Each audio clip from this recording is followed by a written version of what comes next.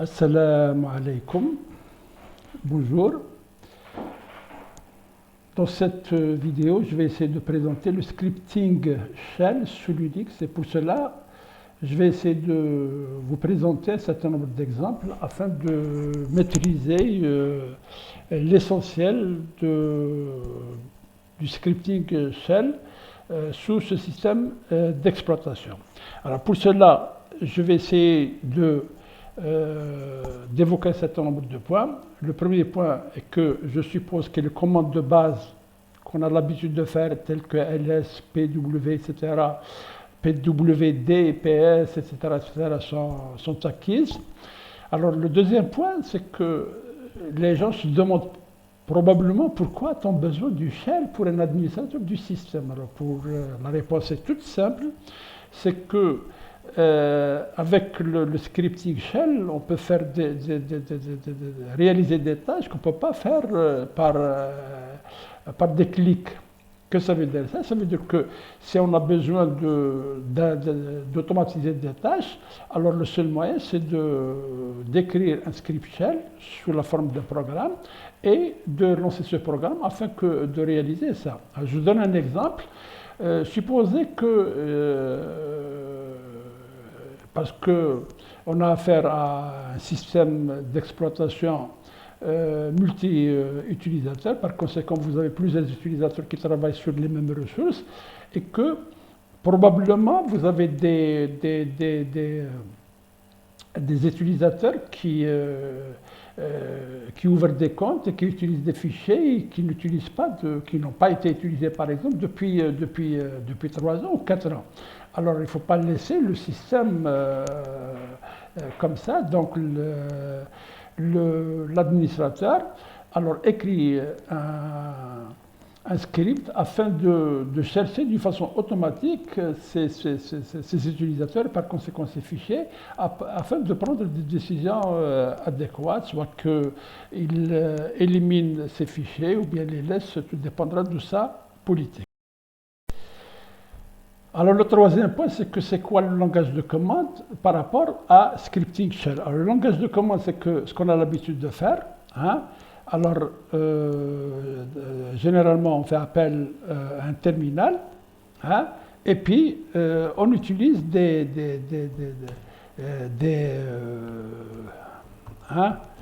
par exemple, comme ça. Alors qu'est-ce que ça veut dire ça? Ça veut dire que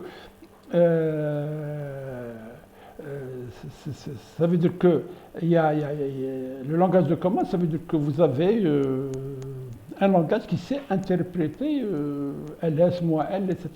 C'est comme un langage qu'on a l'habitude d'utiliser.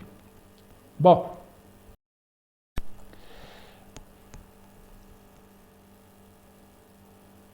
Alors, et puis c'est quoi le scripting shell par rapport à la programmation shell? Alors, les gens, par habit de langage, préfèrent parler de programmation shell, alors que ça c'est par habit de langage, par abus de langage. Mais en réalité, on préfère parler de scripting shell, parce que le scripting shell, ça veut dire on a en face de nous un système d'exploitation, on demande au système d'exploitation de réaliser un certain nombre de choses. Alors que dans la programmation, on programme le processeur afin de faire des calculs. Et puis, un dernier mot sur les éditeurs de texte non graphique avant de passer carrément aux exemples. Alors, quand on parle de scripting shell, en général, on nous présente un des éditeurs non graphiques qui sont le VI ou bien Nano. Pourquoi? Parce que lors de l'installation d'un système d'exploitation, en général, le VI et Nano et deux autres, hein, font partie du système d'exploitation sans qu'on ait recours au graphique. Donc, je vais essayer de présenter ça dans un instant. Bon, et puis on va passer aux exemples. Voilà. Alors,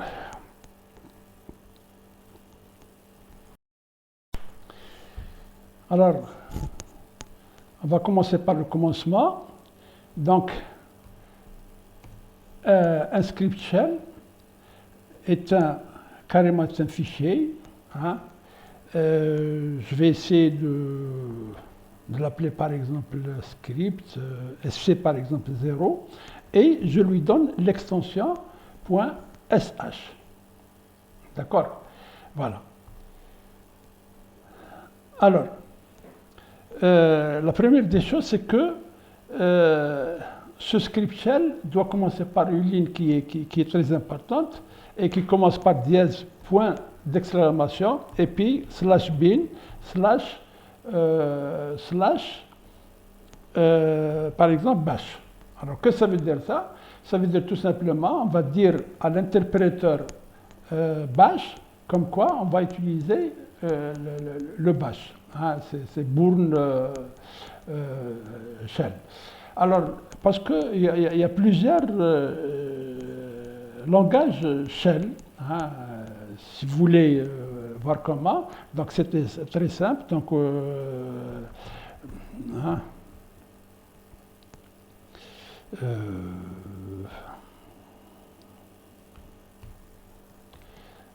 pardon.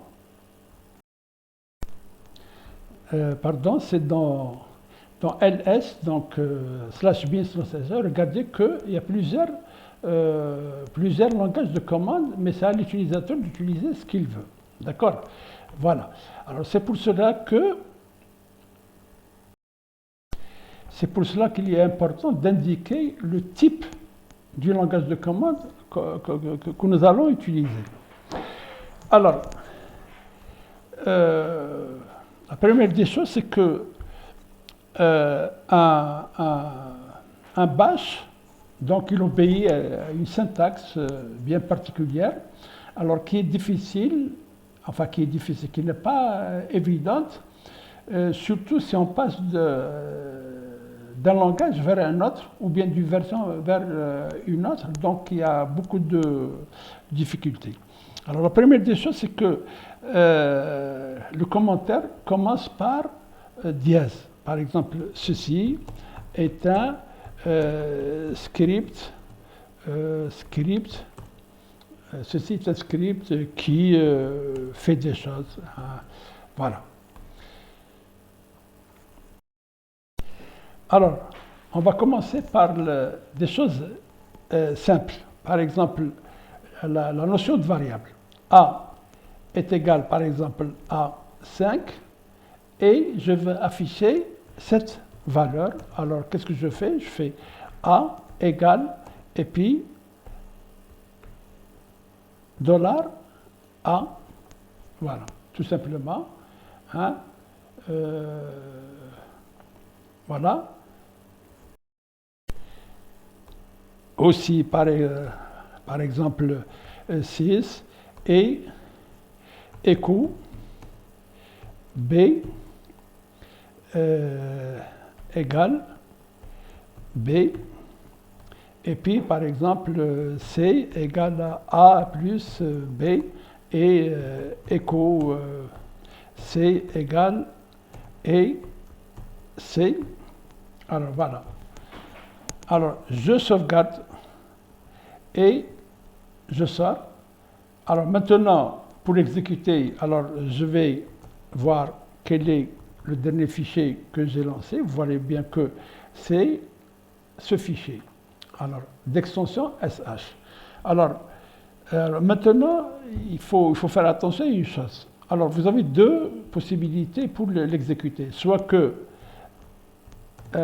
qu'on utilise carrément bash sc0 comme ça. Regardez que il nous donne A est égal à 5, B est égal à 6, et puis C est égal à A plus B. Je vais expliquer dans un instant, je le fais exprès. Hein. Regardez. Hein, alors, pourquoi? Parce que c'est pas comme les langages qu'on a l'habitude de faire. Donc, pour faire C est égal à A plus B, on doit passer par une certaine syntaxe. Par exemple, ici, je vais essayer d'expliquer ça dans un instant. et puis je sauvegarde et je sors. Et puis cette fois-ci, regardez, je fais ça.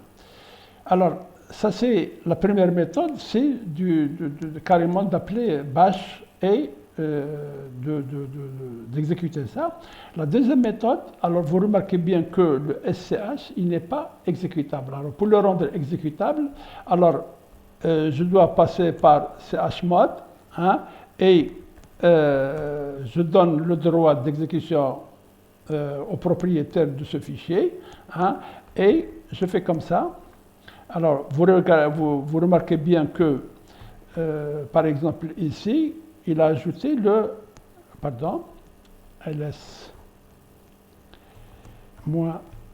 par exemple, et là, il a ajouté ce X à l'utilisateur. Que ça veut dire ça? Ça veut dire, dorénavant, il peut exécuter ce fichier. Alors, pour l'exécuter, il suffit de faire comme ça, hein, et il s'exécute. Donc, il y a deux façons de l'exécuter. Alors, la première des choses, c'est que le fichier doit avoir une extension .sh, hein, mais c'est pas obligatoire si on utilise le X. Hein. La deuxième possibilité, donc, soit que je l'exécute par bash et le nom de fichier, soit que je lui donne un état X, hein, et l'exécuter par conséquent. Alors, je reviens à mon fichier. Alors, je ne sais pas si ça se voit. Bon, bien, je vais essayer de faire un zoom. Alors, que ça veut dire ça? Ça veut dire que vous remarquez bien que, contrairement à ce qu'on a l'habitude de faire dans les langages tels que C, C++, Java, etc., etc., alors là, on ne déclare pas si c'est réel ou bien c'est à l'interpréteur de détecter son type plus tard.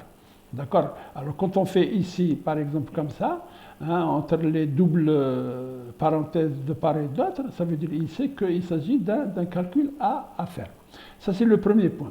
Le deuxième point, c'est que pour démarrer, je vais faire la différence entre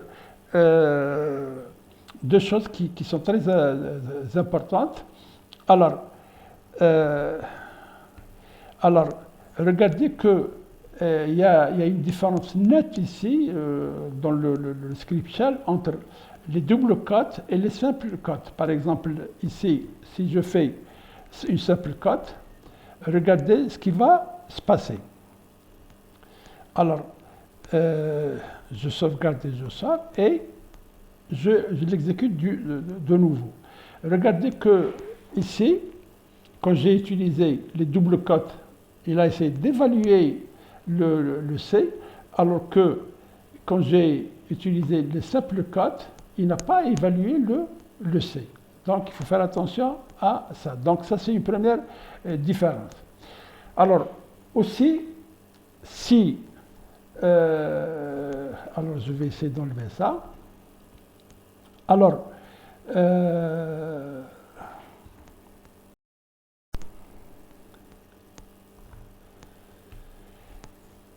aussi, il faut faire la différence. Donc, je répète, donc, il faut faire la différence entre comme ça et comme ça, hein, entre les simples cotes et les doubles cotes. Hein.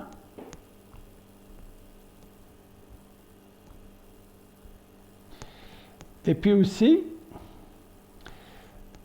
entre ce qu'on appelle les back cotes. Hein, comme ça.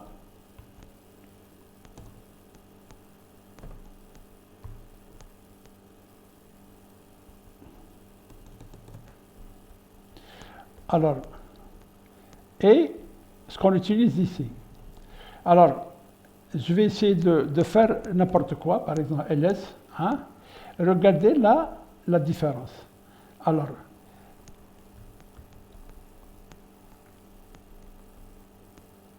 la différence, c'est que il a exécuté la commande. C'est une commande à exécuter. Donc, quand vous faites echo et des backcotes, ça veut dire tout simplement vous demandez à l'interpréteur shell d'exécuter la commande ls. Alors si vous faites n'importe quoi, par exemple si je fais ici, si je fais par exemple c est égal, bien sûr, comme ça, c par exemple, il va vous dire, il va considérer ça comme une commande et par conséquent il ne sait pas l'interpréter. Donc je vais exécuter et je sors, vous allez voir là la différence. Voilà, il n'a pas su interpréter ça, donc par conséquent, voilà. Voilà. Voilà. Donc, ça c'est pour démarrer. Donc, je vais effacer tout ça et on va essayer d'interpréter autre chose.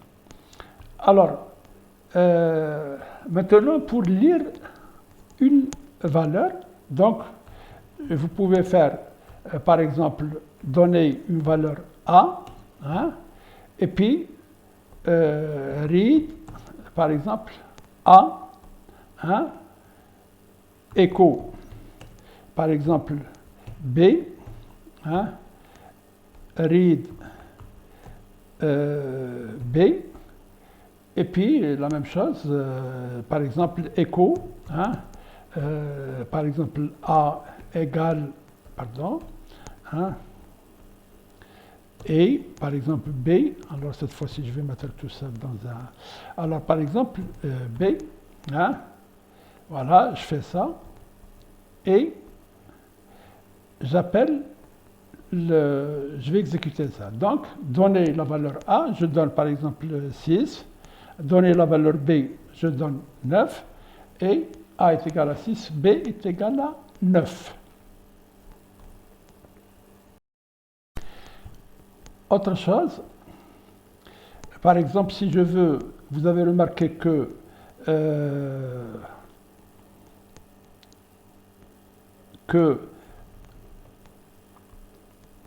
pardon, alors si je veux qu'il affiche A, point d'interrogation, et puis il reste sur la même ligne, il suffit de faire moins n, alors, et ça sera comme ça. Hein, regardez, A est égal à 6, et est égal à 7, et c'est bon. Alors, ça c'est la première, je suis en train d'expliquer des syntaxes. Maintenant, si vous voulez faire, il y a moins n3, etc., etc. Donc, vous avez un certain nombre d'arguments qu'il faut connaître. La documentation est très fournie sur le net. Donc, vous pouvez voir ça. Alors, donc, côté aussi syntaxe, donc on peut ne pas écrire sur des lignes différentes et faire ça. Hein, et faire ça, hein, et ça sera juste aussi. Ça veut dire au lieu d'écrire sur des lignes différentes, donc on peut séparer chaque deux commandes ou bien deux instructions, hein, ici c'est des commandes, par un point virgule. Alors, autre chose, je peux, par exemple, effacer le terminal afin que l'exécution soit plus claire. Donc, voilà. Je sauvegarde et je sors. Maintenant, regardez si j'exécute ça.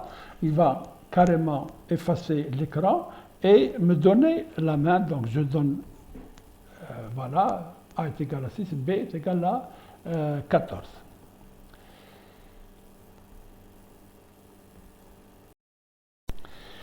Alors, vous voyez bien que j'ai utilisé ici un éditeur qui s'appelle donc VI, qui est très très puissant. Alors, mais ça ne veut pas dire que vous êtes dans l'obligation d'utiliser. Donc, vous pouvez utiliser un autre éditeur qui soit plus simple, hein, donc que vous avez l'habitude d'utiliser. Donc, le principe, c'est que il faut connaître au moins le principe de base. Le principe de base est le suivant. Donc, voilà, donc il y a, quand vous tapez Escape 2 points, en bas, ici, regardez en bas, il vous donne la main pour saisir un certain nombre de choses. Par exemple, si je fais W, c'est pour sauvegarder. Si je fais Q, par exemple, point d'exclamation, c'est pour sortir. Si je fais O et comme ouvrir, par exemple, et j'utilise un autre fichier, ça veut dire qu'il va appeler un autre fichier, etc., etc. Donc voilà, mais ça ne veut pas dire que c'est une règle, il faut l'utiliser. Donc voilà. Donc le but, c'est uniquement pour vous expliquer l'utilisation de ce genre d'éditeur tel que VI ou bien Nano. Donc, alors, ce que je vais essayer de faire, donc, je vais fermer tout ça et je vais, par exemple, créer un deuxième fichier, par exemple, ici. Par exemple, un deuxième fichier que je vais appeler sv1 par exemple, .sh, que je vais appeler avec un autre éditeur. Il y en a plusieurs. Donc, par exemple, ça c'est le Z, le Z qui vient actuellement avec un certain nombre de distributions, donc il est très bien, donc vous pouvez faire du zoom, vous pouvez faire beaucoup de choses. Alors, la même chose, donc je vais écrire dans ce programme,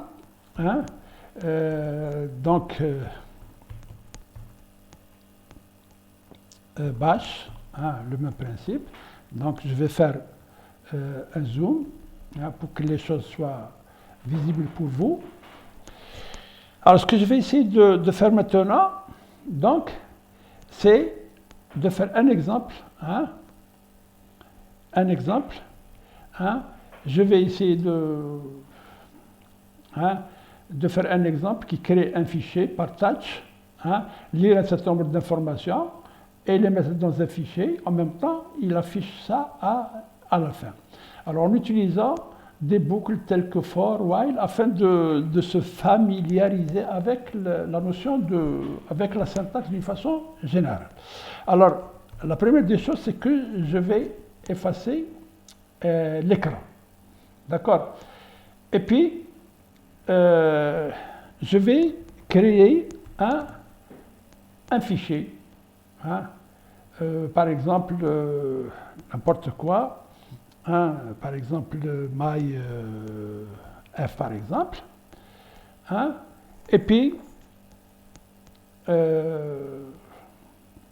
mais je suppose qu'avant ça, je vais essayer quand même de faire des choses plus simples.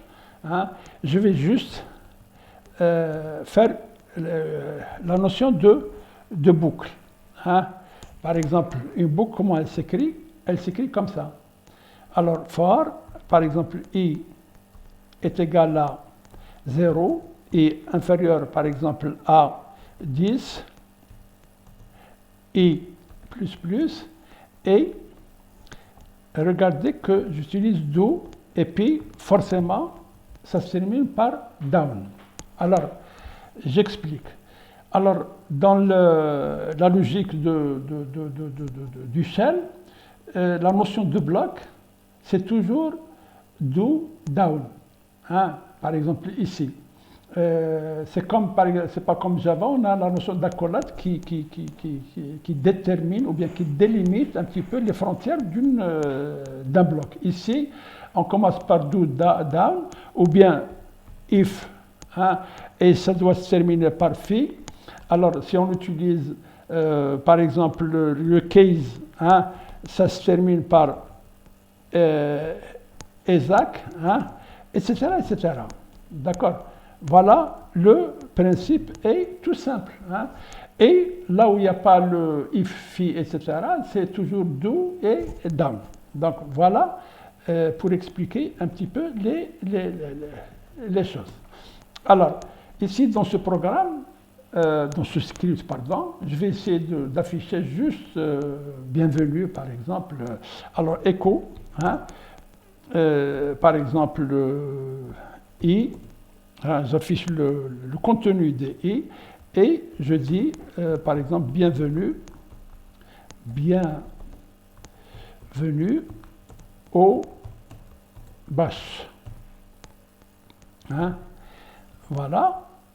Et je vais exécuter ça. Hein. Alors, j'ai utilisé un deuxième programme, donc ici. Hein. Donc, je dois, par conséquent, ouvrir le terminal. Et le terminal, regardez que si je fais ls-lrt, hein, pardon, moins lrt, il va me donner le dernier qui est le sc1.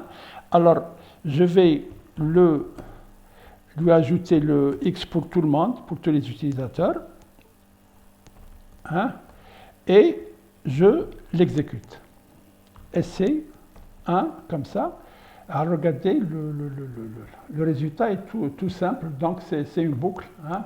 Il efface l'écran, hein, et il affiche bienvenue au bash, et il remplace à chaque fois la valeur de i par sa valeur. Voilà. Donc, alors maintenant, au lieu de lire, au lieu d'avoir 10, ce que je peux faire echo 1 moins n, n par exemple, et puis je lis le n, et puis ici, je remplace le n par sa valeur. Je sauvegarde et, et je vais l'exécuter. Regardez, alors, il me demande le n, je lui donne par exemple 15, alors il va afficher 15 fois bienvenue au bash. D'accord? Alors, ça c'est une première méthode. Alors, je peux avoir une deuxième méthode. Alors, au lieu d'écrire ça, c'est simple. Alors, vous pouvez faire directement read, par exemple, moins p et n, comme ça. Et puis ici, le n. Alors, et je vais faire commenter ça, hein, et ça sera la même chose. Je donne par exemple le 6, il va m'afficher 6 fois la boucle. Donc voilà. Donc vous avez le choix entre cette écriture et cette écriture. C'est comme vous voulez. D'accord? Aussi, alors ce que je peux faire, au lieu de faire ça, alors je peux ne pas utiliser les deux méthodes. Je peux enlever les deux. Alors qu'est-ce que je fais? Alors ici, je remplace par 1. Que ça veut dire ça? Ça veut dire que les paramètres lors de l'exécution. Je m'explique. Alors, regardez ce que je peux faire maintenant. Alors, tout ce qui commence par ici, $, ça veut dire on appelle ça les arguments d'entrée. Hein. On verra qu'il y a un $, d'interrogation qui est le code de sortie, mais le 1, 2, etc., ça veut dire les arguments que j'ajoute ici lors du lancement du fichier. Par exemple, si je fais 17 ici, alors il va remplacer le $1 par 17 et il va donner l'exécution. Voilà. Alors, maintenant, ce que je peux faire autre chose, par exemple. Ici, par exemple, ici, au lieu de faire bienvenue ici, par exemple, comme ça, hein, je peux faire 1, 2, pardon, hein, et ce que je peux faire, alors, par exemple, je fais 45, et puis ici, par exemple, A, sétif. Alors, regardez qu'est-ce qui s'est passé. Donc, c'est de simples remplacements. Il a remplacé la valeur, pardon, c'est des simples remplacements, donc à chaque fois. Voilà. Ça, c'est pour, pour expliquer un certain nombre de choses. Alors maintenant, je vais revenir ici et ce que je peux faire, c'est de créer un fichier. Regardez, si par exemple, je crée un fichier, par exemple f sco, hein, par exemple, et puis à l'intérieur, ce que je peux faire, par exemple read -p donner un nom, par exemple d'un étudiant, et puis nom. La même chose ici.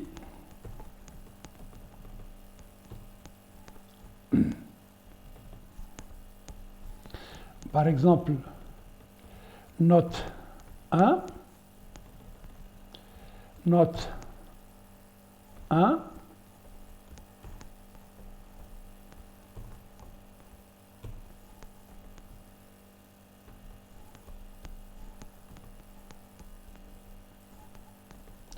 note 2, note 3, note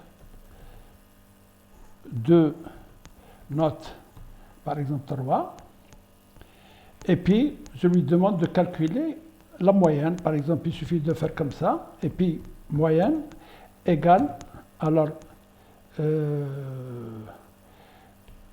note, bien sûr je vais enlever ça.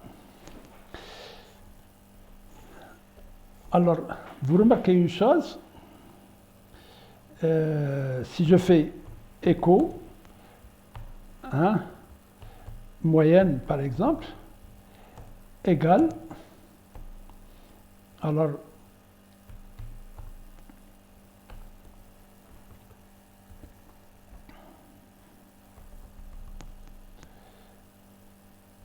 là, je fais juste 2. Alors, je donne nom, par exemple, Ben Ali. Hein, note 1, 10, 11, pardon, 10, 11 et 13. La moyenne, c'est 11.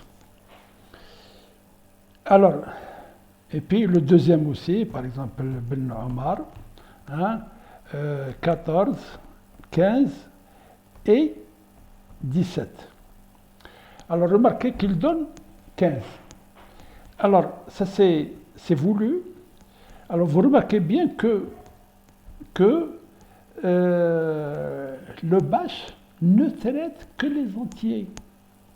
Je répète, le bash ne traite que les entiers. Alors, si je veux afficher du réel, hein, du float, alors c'est dans l'obligation de passer par ce qu'on appelle une calculatrice. Alors, voilà, j'explique.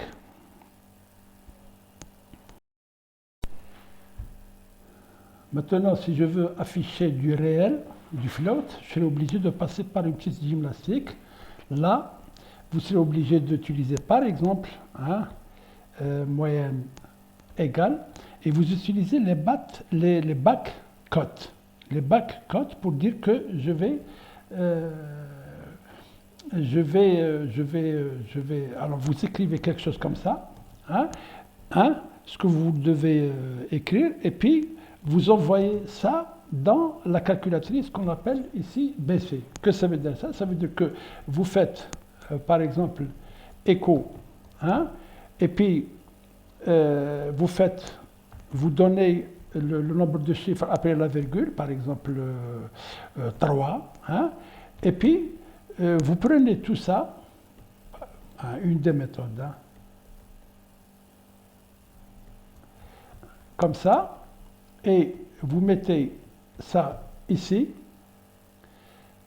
et puis vous affichez la moyenne. On va essayer qu'est-ce que ça va donner. Pardon.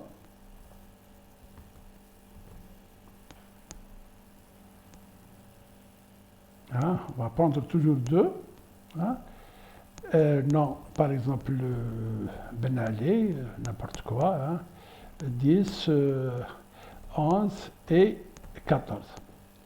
Alors, il y a erreur. Je vais essayer de voir c'est quoi. Voilà, j'ai oublié d'ajouter les dollars. Par conséquent, si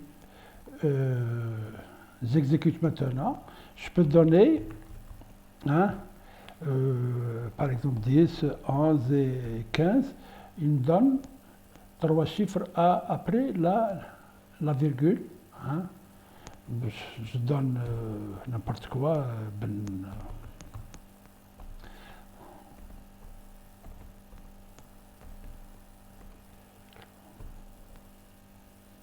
Par exemple, et ça va marcher. Voilà. Donc, l'objectif du bash étant de traiter particulièrement les fichiers, la gestion des fichiers, etc. Là, ce n'est pas fait pour ce genre de choses. Alors, ce que je peux faire maintenant, bon, je peux envoyer, par exemple, tout ce qui est non, pardon, oui, dollar, non,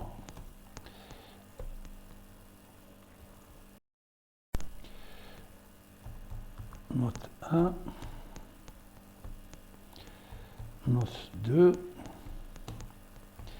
note 3 et moyenne.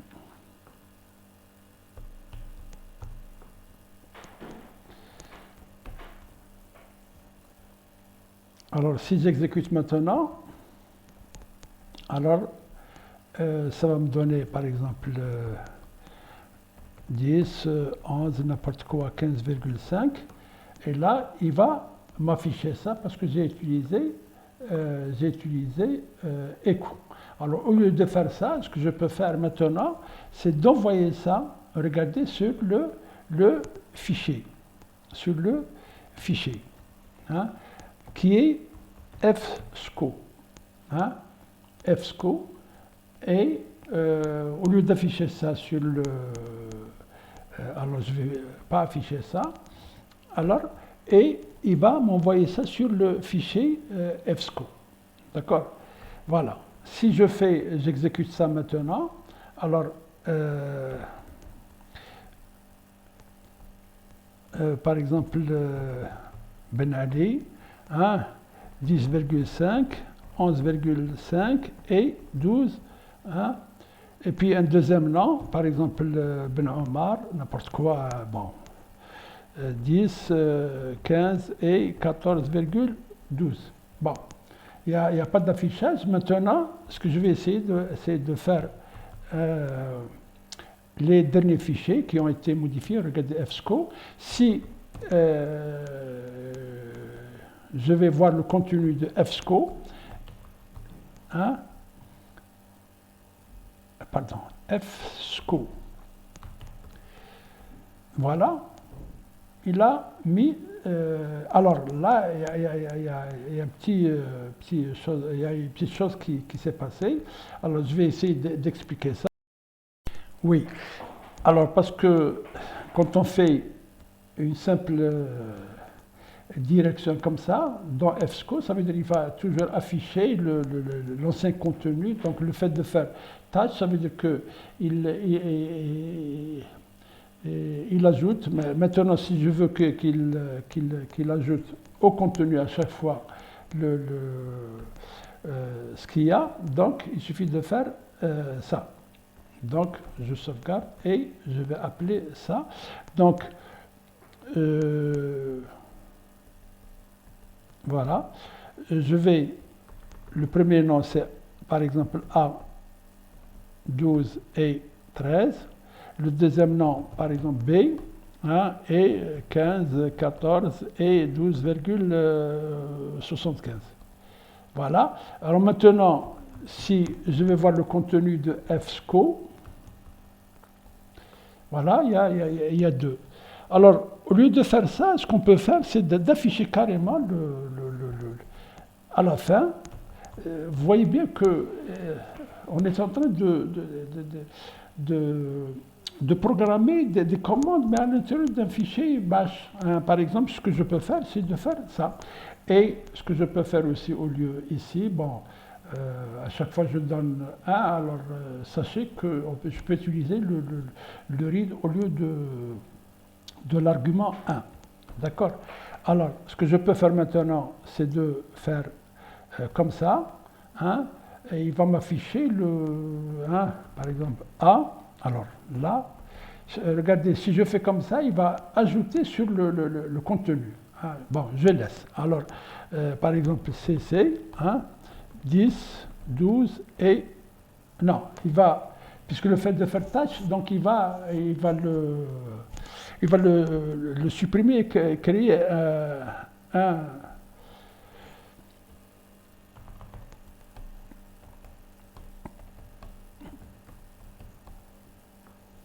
Alors, regardez, alors, il maintient les deux, pardon, hein, et puis il ajoute, parce que le fait qu'on a utilisé les deux, ça veut dire qu'il y a une insertion au fur et à mesure. Donc, et il a affiché automatiquement. Regardez que je n'ai pas mis 4, mais il a affiché automatiquement. Ça veut dire que si je veux faire ici écho,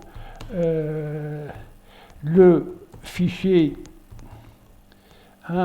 généré et comme ça, et je peux faire au lieu de 4 appeler un deuxième, c'est NL, comme ça il va me donner même le numéro des lignes, c'est l'équivalent de 4, laisse, etc. Tout ça on l'a vu. Et puis voilà. Donc il va ajouter, par exemple, je fais n'importe quoi, alors 10, 12 et 14. Hein.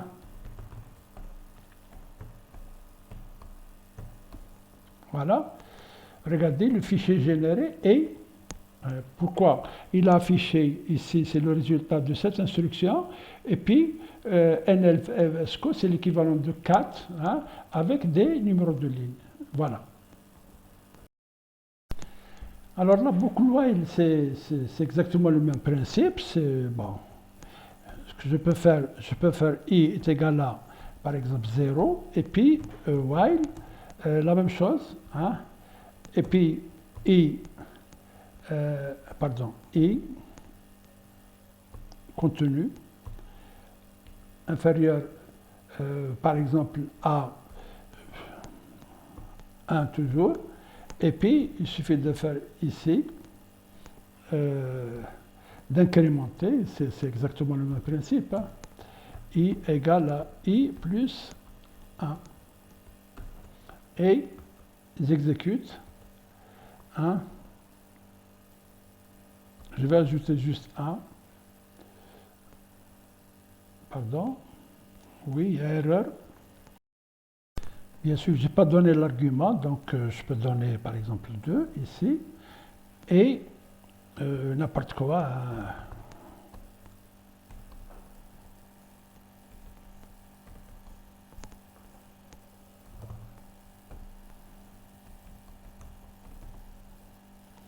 Voilà, donc pour l'utilisation du while. D'accord. Alors je vais effacer tout ça et je vais vous montrer que le for aussi possède d'autres formes de syntaxe. Que vous pouvez faire for i in par exemple 0 jusqu'à 5 et vous pouvez faire do et down ici. Hein, et vous pouvez faire tout le reste. Hein, Pardon. Aussi, on peut utiliser for, par exemple, je donne par exemple le pas, le step, hein, par exemple de 0 jusqu'à 10, par exemple, avec, bon, je donne jusqu'à 21, par exemple, avec un pas 2, 3, et puis je fais do, hein, et down, et là, je fais écho, par exemple, I, hein. Là, il va afficher 0, 1, 2, 3 jusqu'à 5, et puis pour une utilisation ou une autre, vous pouvez, je vais juste vous montrer ça, hein, pardon. Alors, cette fois-ci, c'est juste comme ça. Regardez, c'est 0, 3, 6, 9, 12, etc. Voilà. Vous pouvez faire... Alors maintenant, si je fais comme ça, j'ajoute... Alors la vidéo devient trop longue. Par conséquent, je vais essayer de résumer un certain nombre de choses. Si j'ajoute le if, par exemple, if... par exemple... Alors, I égale, par exemple, 10, pardon, par exemple 9, hein, et then, et ça doit se terminer par phi, par exemple, je fais, par exemple, continue. Je ne la prends pas en considération. Hein. D'accord. Mais le reste, bon.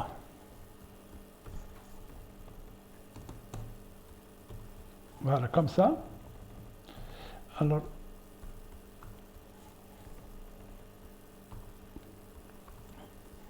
je viens ici, j'exécute. Alors, regardez que 0, 3, 6, mais le 9, il n'a pas exécuté, il n'a pas affiché, ça veut dire il a fait continuer, ça veut dire il est sorti il est passé à l'itération suivante. D'accord. Alors maintenant, ce que je peux faire aussi, je peux prendre ça, copier-coller, hein, et je peux faire, si c est égal à 12 par exemple,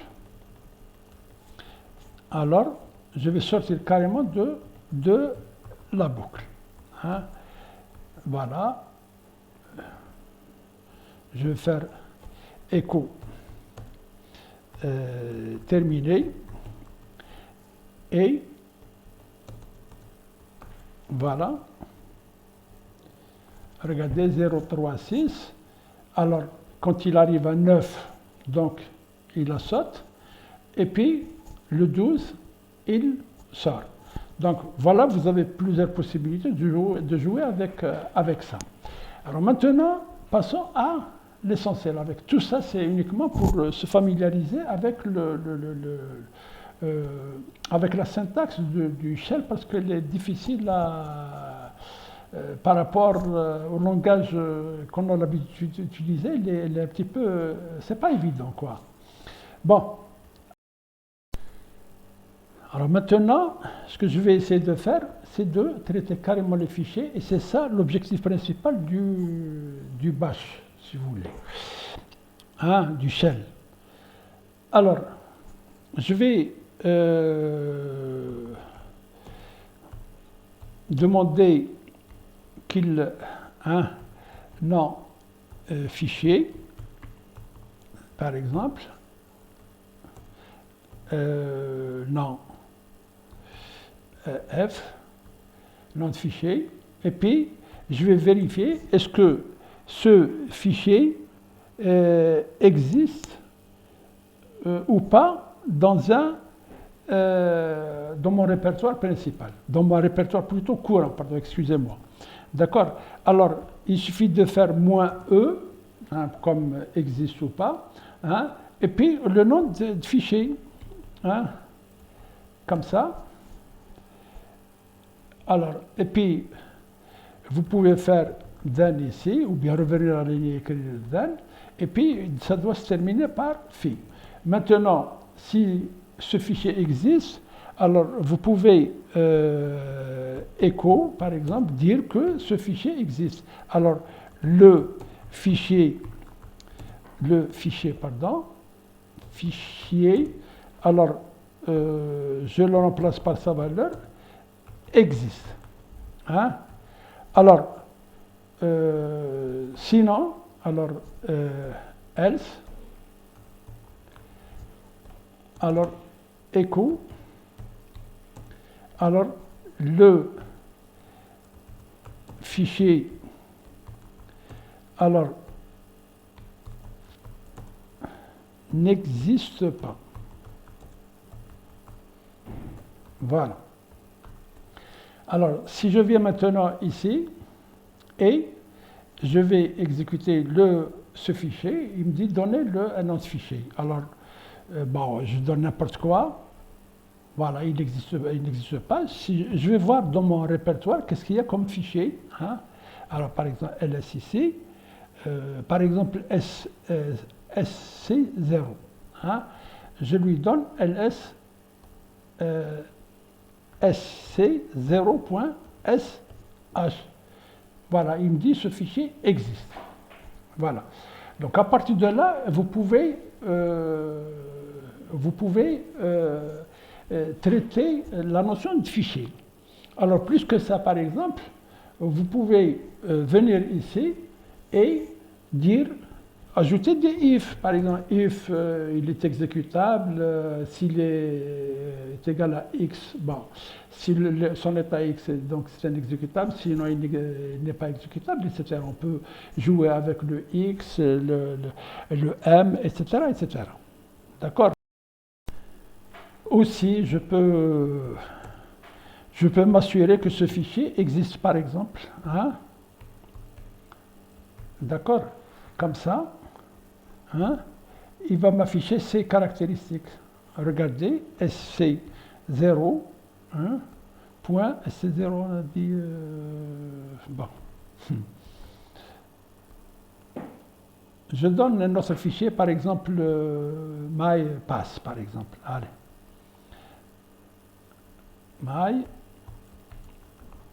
mypass.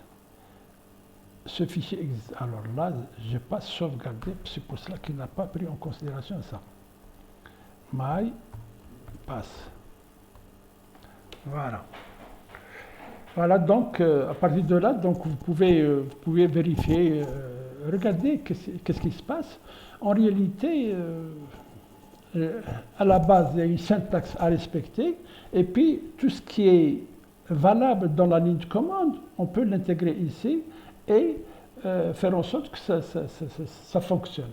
Voilà, le principe est tout simple. Maintenant, il faut faire attention uniquement à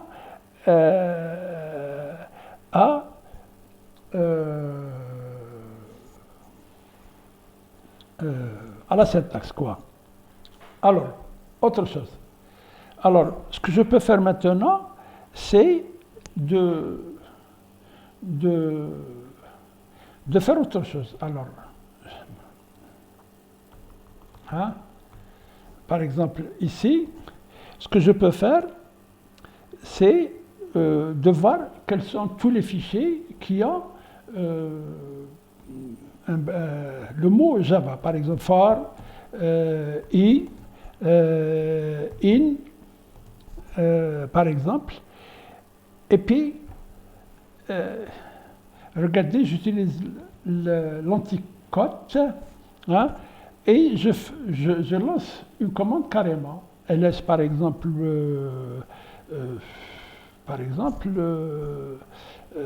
et puis je vois grep, par exemple, Java. Hein.